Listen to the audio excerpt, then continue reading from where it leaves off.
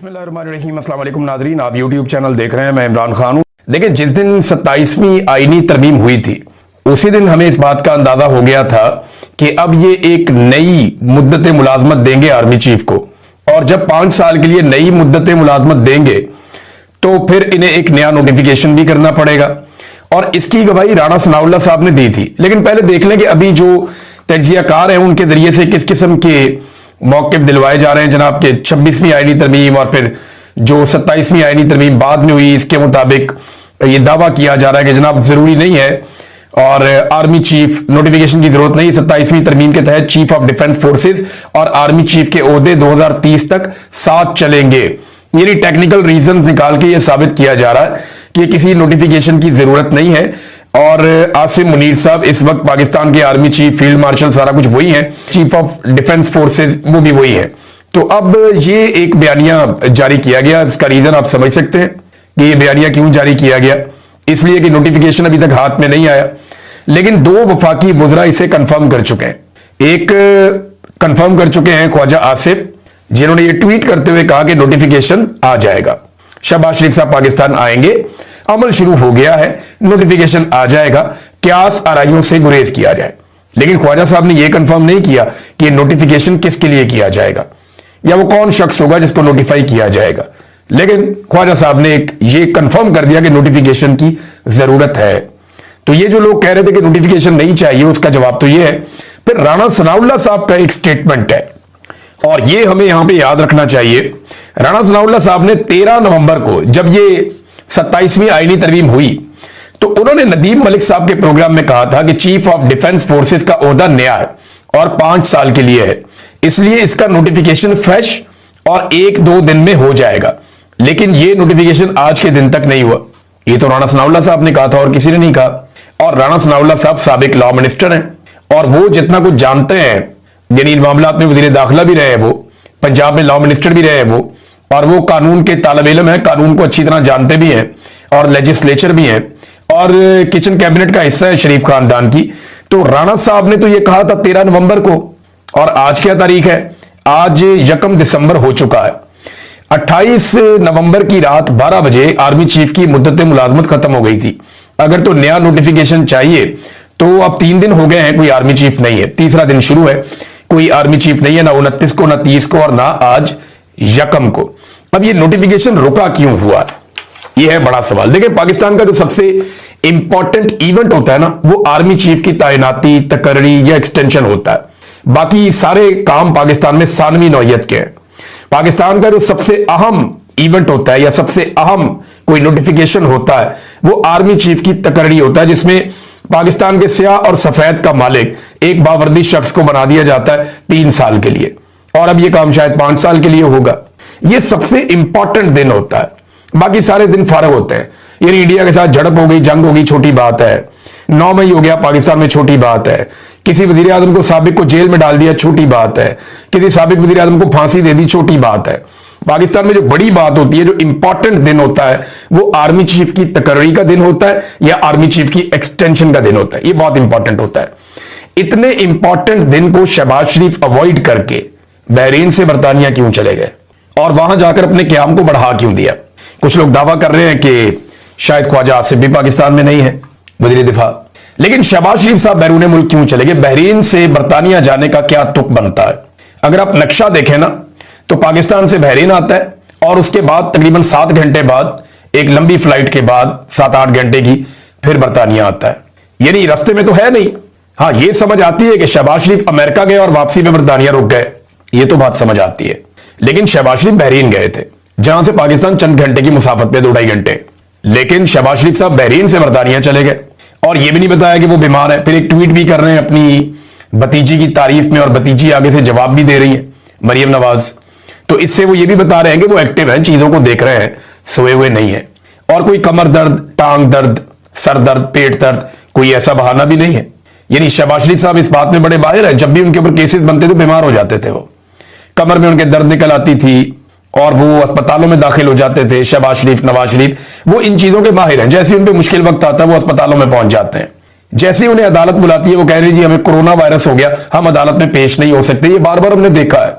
लेकिन शहबाज शरीफ साहब बरतानिया गए क्यों? हालांकि ये रास्ता भी नहीं बनता। वो बहरीन से आगे बर्तानिया चले गए और वहां पे जाके अपने स्टे को प्रलॉन्ग भी कर दिया, लंबा कर दिया। वजह क्या है? इतने इंपॉर्टेंट दिन तो शहबाज शरीफ साहब को पाकिस्तान आना चाहिए था। फिर आप गौर करें, जब 27वीं आईनी तरमीम हो रही थी तो शहबाज शरीफ साहब ने यानी यहां काबीना का इजलास बुला के मंजूरी दे दी। खुद शहबाज शरीफ साहब गालिबन आजरबाईजान के दौरे पे थे। आजरबाईजान से शहबाज शरीफ साहब ने कैबिनेट का इजलास बुलाया और यहां पे काबीना ने तरमीम की मंजूरी दे दी। इतना इंपॉर्टेंट काम, और ये एक छोटा सा नोटिफिकेशन है। शहबाज शरीफ साहब टेलीफोन पे अहकाम जारी कर सकते हैं। ये तो शहबाज शरीफ साहब फौरी तौर पे कर सकते हैं, एक फैक्स आ सकती है, मसला ही कोई नहीं है शहबाज शरीफ के लिए। लेकिन ये इतना इंपॉर्टेंट काम रुका हुआ क्यों है? आपको ना डॉट कनेक्ट करने पड़ेंगे।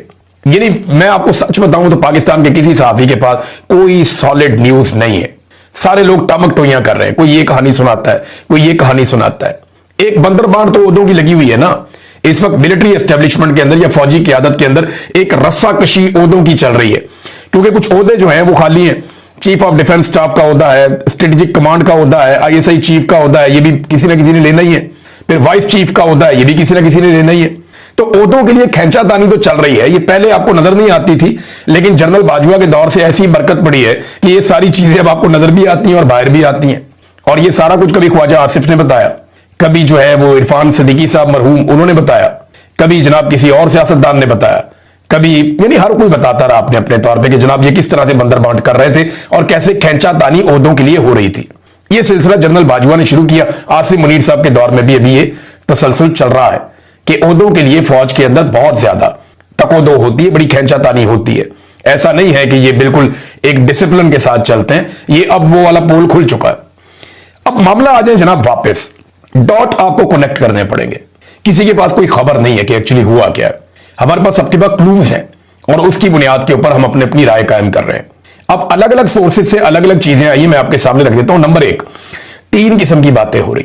नंबर एक, नवाज शरीफ साहब के कुछ मुतालबात हैं और वो वाले मुतालबात जो उनके साथी बताते हैं, जैसे कि अफसार आलम के नवाज शरीफ साहब कहते हैं जी ये तो सबको टांगो, ये ज्यादती है, ये चीजें क्यों नहीं हो रही। एस्टेब्लिशमेंट कहते हैं तुम करप्ट हो, नवाज शरीफ कहता है तुम करप्ट हो, सियासतदान करप्ट है, वो कहते हैं एस्टेब्लिशमेंट करप्ट है। एक दूसरे पे इल्जामात लगा रहे हैं और एक दूसरे पे इल्जामात लगा के एक खराबी पैदा हो रही है, जिसकी वजह से ये नोटिफिकेशन डिले में जा रहा है। कॉमन सेंस इसको नहीं मानती।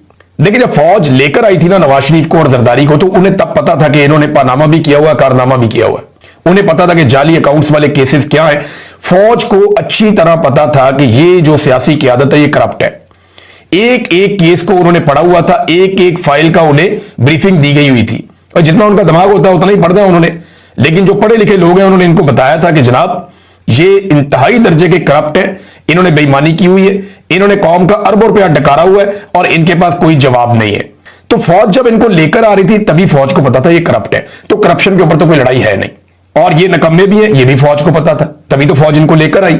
दूसरा, करप्शन फौज का मसला नहीं है, ये सियासतदानों को भी पता था, तो इस पे तो ये लड़ नहीं सकते आपस में। बैड गवर्नेंस पे या करप्शन के ऊपर, इन चीजों पे ये आपस में नहीं लड़ सकते। लिहाजा ये वाला बयानिया जो है ना कि नवाज शरीफ और फौज के बीच में इख्तलाफात कोई सिविलियन सुपरमेसी के मामलात के हैं या कोई करप्शन या गवर्नेंस के मामलात के हैं, इसको तो आप काट दें, ये वाला बयानिया तो नहीं बनता। दूसरा ले लें, मियां साहब के वो मुतालबात जो दीगर सोर्सेज ने बताए और कई सोर्सेज से सामने आए, यानी इमरान खान से मुझे मुकम्मल छुटकारा लेकर दिया जाए। यानी मियां साहब ये समझते हैं कि एस्टेब्लिशमेंट ने इमरान खान को बनाया, हालांकि वो 22-24 साल के बाद तकोदो करके वो इस मुकाम पर पहुंचे। अब मियां साहब को लगता है कि एस्टेब्लिशमेंट ने क्योंकि बनाया और मेरी बनी बनाई गेम खराब कर दी, लिहाजा अब एस्टेब्लिशमेंट की जिम्मेदारी है कि इमरान खान से मुझे मुस्तकिल छुटकारा दिलवाएं और मुझे वापस वजीर आजम बनाने तक उनकी जिम्मेदारी है। ये बात जो है ना थोड़ा सा मंतकी लगती है। नवाज शरीफ के अंदर का इनकलाबी कभी कभी जागता है, लेकिन फिर फटाफट वो बूट पॉलिश कर देते हैं, वो सारा काम खराब हो जाता है। लेकिन ये मंतक इसलिए लगती है कि नवाज शरीफ के लिए अगर कोई वाहिद खौफ और रुकावट है तो वो इमरान खान है। आज इमरान खान की रुकावट मियां साहब के सामने ना हो, या एक लम्हे के लिए फर्ज करें कि खुदा न खास्ता इमरान खान नवाज शरीफ के रास्ते की रुकावट नहीं है, तो नवाज शरीफ तो 1 मिनट में एंटी एस्टेब्लिशमेंट बन जाएगा। उसको तो डर ही इमरान खान का है कि अगर मैं अभी एंटी एस्टेब्लिशमेंट बनने की एक्टिंग करूंगा तो फौरी तौर पर एस्टेब्लिशमेंट जो है वो न्यूट्रल हो जाएगी, वो कहेगी ठीक है अपनी लड़ाई खुद ही लड़ो, फिर इमरान खान से हम सारे मिलकर भी नहीं लड़ सकते। तो ये वाली बात मंतकी लगती है कि नवाज शरीफ की ये वाली ख्वाहिश यानी कुछ हद तक। और तीसरी एक और चीज है और वो है अमेरिकी इजाजतनामा। मैं अमेरिका के बारे में आपको एक बात बताता हूं कि अमेरिकन उस तरह नहीं सोचते जैसे बाकी दुनिया सोचती है। अगर अमेरिकन भी वैसे ही सोचते जैसे बाकी दुनिया सोचती है तो वो सुपर पावर ना होते। नॉर्मल लोग पता कैसे सोचते हैं, या नॉर्मल ममालिक वो ऐसे सोचते हैं कि ये आदमी हमारा वफादार है, इसने हमारे लिए काम किया हुआ है, हम इस पे भरोसा कर सकते हैं और ये हमारे लिए बेहतर आदमी है। अमेरिका ऐसे नहीं सोचता। अमेरिका ये सोचता है कि इस आदमी ने कल हमारे लिए काम किया था, कल तक ये हमारा वफादार था, हमने इससे अपना काम निकलवा लिया है, क्या हमारे आने वाले मकासद ये बंदा पूरे कर सकता है? अगर तो कर सकता है तो ठीक है, इसको चला लेते हैं, और अगर ये बंदा नहीं कर सकता या इससे बेहतर कोई बंदा आ सकता है तो फिर अमेरिका नए बंदे की तरफ जाता है। अमेरिका ये देखता है कि मुस्तकबिल में कौन उनके काम आ सकता है, वो ये नहीं देखता कि पीछे माजी में कौन उनके काम आ रहा है या कौन काम आता रहा है। वो आगे बढ़ते हैं और अमेरिकन अपने मफादात को देखते हैं। अब देखें, बहुत बड़े बड़े वादे आसिम मुनीर साहब ने अमेरिका से किए हैं, शहबाज शरीफ ने भी अमेरिका से किए हैं, और डोनाल्ड ट्रंप उन वादों को बाज़-औक़ात खुलकर बाज़-औक़ात दबे लफ्जों में बता भी चुका है।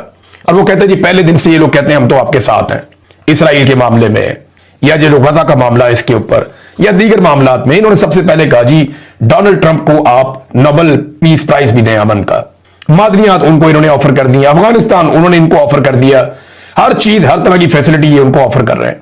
लेकिन अमेरिका ने यह भी देखना है कि क्या कोई इतना ताकतवर जर्नैल जो मुल्क के स्याह और सफेद का मालिक भी हो जाए और उसे ताहयात इस्तिस्ना भी मिल जाए और वो ताकत की उस मिराज पे पहुंच जाएगी, उससे पहले कोई भी जर्नैल उतना ताकतवर ना हो, तो क्या अमरीकी मफादात को वो सूट करता है या अमेरिका को एक नया और कमजोर जर्नैल सूट करता है? ये बात भी आपने अपने ज़हन में रखनी है। अमेरिकन इस तरह कैलकुलेट करते हैं। और अब जनाब शहबाज शरीफ साहब बैठे हैं बरतानिया में, अपना उन्होंने स्टे जो है इसको प्रलॉन्ग कर दिया है और देखना यह है कि अमेरिका से क्या हुक्म आता है और मियां साहब और आसिम मुनीर के बीच में क्या तय पाता है। देखिए, मैं एक बार फिर कहूंगा कि मियां नवाज शरीफ और शहबाज शरीफ के लिए आसिम मुनीर से बढ़िया चॉइस कोई और हो नहीं सकता। उसकी वजह यह है कि आसिम मुनीर साहब जिस लेवल तक चले गए हैं, इस लेवल तक कोई और जर्नैल शायद ना जा पाए, क्योंकि लोगों के घरों तक, खवातीन तक कोई जर्नैल नहीं गया। आसिम मुनीर साहब के दौर में खवातीन की बेहुरमती की गई, चादर और चारदीवारी का तकद्दुस पामाल किया गया, बेटियां बहुएं बहनें इनके साथ जो है वो जबर किया गया। इससे पहले हमने कभी ऐसा देखा नहीं। सनम जावेद, फलक जावेद इसी बात की सजा काट रही हैं कि उन्होंने आसिम मुनीर साहब पे तनकीद की। औरतों के ऊपर इस तरह का अटैक हमने किसी और जर्नैल की जानिब से नहीं देखा। इक्का दुक्का वाकयात हमने देखे, लेकिन इतने बड़े पैमाने पर हमने ये नहीं देखा था जो ये आसिम मुनीर साहब के दौर में हुआ। तो इनसे ज्यादा कोई और सूट नहीं करेगा इन्हें जर्नैल। अब देखते हैं कि ये क्या फैसला करते हैं और कैसे फैसला करते हैं। लेकिन एक बात तो तय है, ये जो नोटिफिकेशन वाला मामला हुआ है ना, इससे आसिम मुनीर साहब की इज्जत में कमी आई है, ना सिर्फ पाकिस्तान के अंदर बल्कि पाकिस्तान के बाहर, ना सिर्फ पाकिस्तान के अंदर बल्कि इदारे के अंदर भी। यानी एक बेचैनी सी है और एक बेबसी सी है, और आसिम मुनीर के साथ वही हो गया जो वो सियासतदानों के साथ कर रहे थे। यानी जिन लोगों को लाकर बिठाया उन लोगों ने लटका दिया बीच रास्ते में, और अब आसिम मुनीर साहब का नोटिफिकेशन लटका हुआ है। पता नहीं होता है नहीं होता है क्या होता है, अजीबोगरीब सूरत हाल बना दी उनके लिए। तो आसिम मुनीर साहब अब कमजोर होंगे। जब भी कोई जर्नैल एक्सटेंशन ले लेता है ना, तो वो ताकतवर नहीं रहता। ये तारीख इस बात की गवाह है। जब भी कोई जर्नैल एक्सटेंशन लेता है उसकी ताकत कम होना शुरू हो जाती है। तो आसिम मुनीर साहब की ताकत, अगर उनको दोबारा से नोटिफिकेशन मिल भी जाता है तो उनकी ताकत अब कम होगी, ज्यादा नहीं होगी। लोग उनके ऊपर ज्यादा खुलकर तनकीद करेंगे। जैसे इमरान खान साहब तनकीद कर रहे हैं, आप ऐसी जुबान आने वाले दिनों में मजीद सियासतदानों की सुनेंगे। पाकिस्तान के अंदर और बाहर लोग उन्हें ज्यादा तनकीद का निशाना बनाएंगे। एक और सवाल पैदा होता है यहां पे कि क्या पाकिस्तान तहरीक-ए-इंसाफ, ये जो एक खटाई पैदा हुई है PMLN और आसिम मुनीर में, मुबैना तौर पे लगा लें इसको, अगर पैदा हुई है तो क्या PTI इसका फायदा उठा सकती है? अगर कोई दूरी पैदा हुई तो इसका साफ जवाब यह कि PTI फायदा नहीं उठा सकती। उसकी वजह यह है कि आसिम मुनीर साहब ने जो कुछ कर दिया पाकिस्तान तहरीक-ए-इंसाफ के साथ, इमरान खान साहब जब तक जेल के अंदर है ना, तब तक आसिम मुनीर साहब के साथ चलना PTI के लिए मुमकिन ही नहीं है। ये आप मेरे से लिख के ले लें। जब तक इमरान खान साहब जेल के अंदर बंद हैं, तब तक आसिम मुनीर साहब के लिए या PTI के लिए मुमकिन ही नहीं है कि ये साथ बैठ के कोई काम कर सकें। PTI के लोग जो हैं वो तबाह बर्बाद करके रख देंगे। ये जो इमरान खान साहब के फॉलोअर है ना, ये छोड़ेंगे नहीं इसके ऊपर, और ऐसी सूरत हाल बन जाएगी कि सारे कानों को हाथ लगाएंगे। ये मुझे नजर आ रहा है, ये मुमकिन नहीं, ये नहीं हो सकता। बहरहाल खबरें चलवाई गई कि नोटिफिकेशन की कोई जरूरत नहीं है, और अब कुछ खबरें और भी चलवाई जा रही हैं। ये जो खबरें और चलवाई जा रही है ना, ये बड़ी इंटरेस्टिंग है। खबर ये चलवाई जा रही है जनाब के वहां पे हो जाएगा गवर्नर राज खैबर पख्तूनख्वा में। शाहिद मेतला साहब ने इसके ऊपर बड़ी जबरदस्त जो है वो न्यूज दी है। मैं चाहता हूं वहां से आपको पढ़ के सुनाऊं, आपको बड़ा मजा आएगा, क्योंकि इस पे जो असल खबर है मैं आपको बाद में बताता हूं। कहते हैं जी कि बिलावल भुट्टो के करीबी जराये का कहना है कि खैबर पख्तूनख्वा में गवर्नर राज लगाने का मामला अभी तक फैसल करीम कुंडी या बिलावल के साथ डिस्कस नहीं किया गया। अगर जरदारी के साथ हुआ है तो जरदारी ने अभी तक बताया नहीं। आगे वो बताते हैं कि 2010-11 में पीपल्स पार्टी ने पंजाब में गवर्नर राज लगाकर कुछ हासिल नहीं किया था। ये 10-11 नहीं था, 2009-10 था, क्योंकि 2009 में नून लीग ने लॉन्ग मार्च निकाला था। ये उस वक्त की बात है जब गवर्नर राज लगाया गया था, और फिर पीपल्स पार्टी को ये गवर्नर राज खत्म करना पड़ा था, अदलिया भी बहाल हो गई थी। तो उसके बाद वो कह रहे हैं जी कि अगर गवर्नर राज लग भी गया तो पार्लियामेंट के दोनों ऐवानों से मंजूर करवाने के बावजूद 60 दिन में सूबाई असेंबली के अंदर ले जाना पड़ेगा, और फिर दोबारा सूरत हाल जीरो पे आ जाएगी। तो गवर्नर राज के ऑप्शन को ये एंड में जाके कहते हैं कि मुश्किल है, और पीपल्स पार्टी गवर्नर राज के हक में नहीं है, ये शायद मित्तल साहब कहते हैं। लेकिन मैं आपको ये बताता हूं कि खैबर पख्तूनख्वा में पाकिस्तान तहरीक इंसाफ की हुकूमत जो है वो इस वक्त एक लाइफ लाइन है पाकिस्तान की एस्टेब्लिशमेंट के लिए। ये जो लोग खैबर पख्तूनख्वा में रहते हैं या जाते आते हैं या लोगों को आवाम को मिलते हैं, उनको इस बात का पता है। अगर पाकिस्तान तहरीक इंसाफ की हुकूमत को अगर खैबर पख्तूनख्वा में खत्म कर दिया एस्टेब्लिशमेंट ने, या वहां गवर्नर राज लगा दिया, तो याद रखिएगा वो आग भड़केगी, इनसे संभाली नहीं जाएगी। पीटीआई की हुकूमत एस्टेब्लिशमेंट और अवाम के बीच में एक बफर जोन का काम कर रही है। खैबर पख्तूनख्वा की अवाम में नफरत भर चुकी है, और वो ऑपरेशन को एक गाली की तरह लेते हैं। और क्योंकि बीच में पाकिस्तान तहरीक इंसाफ की हुकूमत है, तो वो बहुत सारी चीजें एब्जॉर्व कर लेती है। पाकिस्तान तहरीक इंसाफ की हुकूमत बहुत सारे इल्जामात, बहुत सारी चीजें लगातार एब्जॉर्व कर रही है, और उसकी वजह से उनकी मकबूलियत को चोट भी लगती है। दूसरी जानिब एस्टेब्लिशमेंट जो है वो धड़ल्ले से अपना काम कर रही है। लेकिन अगर कहीं गवर्नर राज लगा दिया तो पीटीआई की जिम्मेदारी खत्म, फिर अवाम जाने और एस्टेब्लिशमेंट जाने। तो ये मिलिट्री एस्टेब्लिशमेंट के साथ बहुत बुरा होगा। वो जो एक बफर जोन कायम है, बफर जोन कहते हैं कि दो फोर्सेस के बीच में एक ऐसा इलाका जो जहां पे दोनों नहीं आ सकती, तो एक बफर जोन होता है। तो वो लड़ाई से रोकता है, तसादुम से रोकता है। तो पीटीआई की हुकूमत वो बफर जोन है एस्टेब्लिशमेंट और अवाम के बीच में। और अगर कहीं ये बफर जोन खत्म हो गया ना, तो फिर अवाम जाने और एस्टेब्लिशमेंट जाने, ये आप सब जानते हैं फिर क्या होगा। नाज़रीन, मंगल का दिन बहुत इंपॉर्टेंट है। इसके हवाले से शाहिद खटक ने भी कहा कि गवर्नर राज लगाने की ये धमकियां दे रहे हैं बिला वजह। ना गवर्नर रहेगा तो ना राज रहेगा, ये कोशिश करके देख लें। असल बात यह है कि मंगल वाले दिन से तवज्जो हटा रहे हैं। यानी कल के दिन में पाकिस्तान तहरीक इंसाफ के तमाम एमएनएज, एमपीएज, सेनेटर्स और जितने ओहदेदारान हैं वो सारे ना सिर्फ इस्लामाबाद हाई कोर्ट पहुंचेंगे, बल्कि उसके बाद वो सारे अडियाला जेल भी पहुंचेंगे। अब अगर नोटिफिकेशन हो जाता है, उससे पहले नोटिफिकेशन होने की सूरत में तो मुलाकात शायद करवा दी जाए। लेकिन अगर नोटिफिकेशन नहीं होता मंगल तक और इमरान खान से मुलाकात भी नहीं करवाई जाती, तो एक सिचुएशन बन सकती है। खैबर पख्तूनख्वा से वो रास्ते बंद करने का ऐलान कर चुके हैं, जबकि बड़े पैमाने पे जब अरकान असेंबली अडियाला के बाहर पहुंचेंगे तो एक नई सिचुएशन बन जाएगी। और ऐसी सूरत हाल में जब पाकिस्तान के अंदर कोई जिम्मेदार नहीं है, यानी शहबाज शरीफ पाकिस्तान से बाहर है, पाकिस्तान के अंदर कोई जिम्मेदारी उठाने को तैयार नहीं है, इस वक्त आईनी नुक्ता नजर से बहुत सारे लोगों के ख्याल में कोई पाकिस्तान का आर्मी चीफ भी नहीं है, तो मेरा नहीं ख्याल कि कोई गोली चलाने का रिस्क लेगा। इससे पहले जो बार बार गोली चलाने का रिस्क लिया गया, ऐसा लगता है कि अब वो रिस्क लेना बहुत मुश्किल हो जाएगा। लिहाजा मंगल का दिन बहुत इंपॉर्टेंट है। सुहेल अफरीदी को नाकाम करने की बहुत सारे लोग कोशिश कर रहे हैं। उन्होंने वार्निंग जारी कर दी है कि हम नेम एंड शेम भी करेंगे जो लोग नहीं आएंगे। यानी सारे लोगों को पहुंचना पड़ेगा इमरान खान साहब की मुलाकात खोलने के लिए और उनकी कैद तन्हाई को खत्म करने के लिए। नाज़रीन, बन्नू में एक अफसोसनाक वाकया पेश आया, दहशतगर्दी का वाकया। 9 फौजी जवान जो है हमारे शहीद हो गए, जबकि बहुत सारे जख्मी हो गए हैं। अब इन हालात के अंदर जो है वो दहशतगर्दी भी बढ़ती जा रही है। दहशतगर्दी को कंट्रोल करना सिक्योरिटी फोर्सेस, इंटेलिजेंस इदारों और खैबर पख्तूनख्वा की हुकूमत की जिम्मेदारी है। लेकिन आप ये देख लें, कभी गवर्नर राज, कभी नोटिफिकेशन, कभी ये, कभी वो, कभी मुलाकात की बंदिश। यानी पाकिस्तान को ऐसा लगता है कि एस्टेब्लिशमेंट ने जानबूझकर सिर्फ अपने इक्तदार को तूल देने के लिए अदम इस्तेहकाम का शिकार किया हुआ है। एक बेचैनी पाकिस्तान के अंदर जो है वो फैलाई गई है, और डेलिबरेटली ये सारा कुछ पाकिस्तान के साथ ऐसा लगता है कि किया जा रहा है। नाज़रीन, आखिर में मैं शुक्रिया अदा करना चाहता हूं। कल हमने प्रोग्राम किया, हमारे जो सहाफ़ी जिन्हें जबरी तौर पे पहले उठाया गया, उसके बाद उनके ऊपर मुकदमात दर्ज किए गए, हमारे सहाफ़ियों को गैर कानूनी तौर पे गिरफ्तार करके हिरासत में रखा गया, जिनमें सोहराब बरकत साहब हैं, हमारे बड़े प्यारे आगा शेख सरवर साहब हैं, राय गुलाम अली साहब हैं। और मैं आपको गारंटी देता हूं एक बात, एक तो ओवरसीज पाकिस्तानियों का शुक्रिया जिन्होंने भरपूर आवाज उठाई, दूसरा मैं एक गारंटी इस निजाम को देता हूं, इन तीनों में से एक भी नहीं टूटेगा, इन तीनों में से एक भी अपना मौकिफ नहीं बदलेगा। बल्कि मेरी बात लिख कर रख लें, जब ये तीनों बाहर आएंगे ना, पहले से ज्यादा मजबूत अंदाज में, पहले से ज्यादा खुलकर ये अपनी बात करेंगे और ज्यादा जज्बे के साथ पाकिस्तान में हक और सच का आलम बुलंद करेंगे। क्योंकि ये पाकिस्तानी मिडिल क्लास से आए हैं। ये सियासतदानों की तरह नहीं है जिन्हें आप ब्लैकमेल कर लेंगे वीडियोस दिखा के या करप्शन की फाइलें दिखा के। ये मिडिल क्लास के लोग हैं, ये पाकिस्तानी मिडिल क्लास के सहाफी हैं।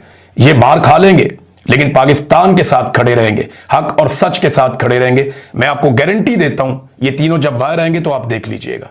अब तक के लिए इतना ही, अपना ख्याल रखिएगा, अपने इस चैनल का भी।